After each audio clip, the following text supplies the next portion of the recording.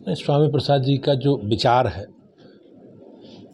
और उस विचार के आधार पर वो लंबे समय से हिंदू धर्म के बारे में, हमारी आस्थाओं के विषय में और जो हमारे धार्मिक ग्रंथ हैं उनके बारे में वो अनावश्यक टिप्पणी करते रहे हों। लेकिन मुझे ऐसा लगता है कि वो अब हताशा में है और व्यक्ति कुंठित होकर हताशा में, जिस प्रकार से राजनीतिक दृष्टि से उन्हें कोई अब संज्ञान लेता नहीं, तो उस कुंठा में अपने आप को मुख्य भूमिका में, लाइमलाइट में बने रहने के लिए इस प्रकार के बयान देते हैं। और मुझे लगता है देश प्रदेश की जनता अब उन्हें कुछ संज्ञान लेने की स्थिति में नहीं है। लेकिन वो समाजवादी पार्टी के राष्ट्रीय स्तर के पदाधिकारी हैं, तो माननीय अखिलेश यादव जी को, जो समाजवादी पार्टी के राष्ट्रीय अध्यक्ष हैं, उन्हें अपना मत, अपनी पार्टी का स्टैंड इस पर स्पष्ट करना चाहिए, जनता को बताना चाहिए कि उन सारे जो स्वामी प्रसाद मौर्य जी की जो गतिविधि हैं, उनके वक्तव्य हैं, उनके विचार हैं, उनके बारे में समाजवादी पार्टी क्या सोचती है, ये प्रदेश देश की जनता को बताना चाहिए।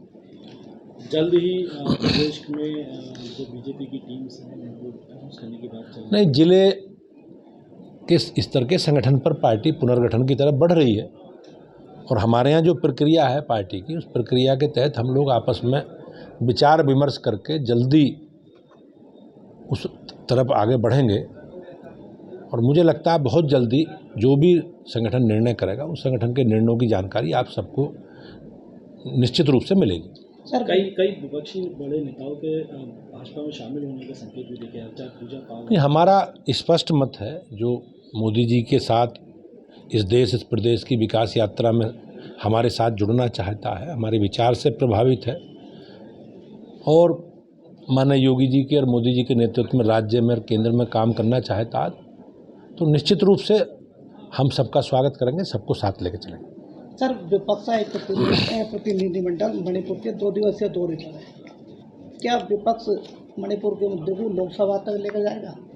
नहीं, लोकसभा में तो सरकार बहस करने के लिए तैयार है। सरकार, ये लोग इसे राजनीतिकरण करना चाहते हैं, संसद को चलने नहीं देना चाहते और लोकतंत्र में सबको अपनी बात कहने का अधिकार है और सरकार संवेदनशील है। सरकार ने इस पर कार्रवाई की है और आज से 30 साल पहले जब मणिपुर में इस तरह की जातीय हिंसा हुई थी तो कांग्रेस के लोग उसका जवाब दें।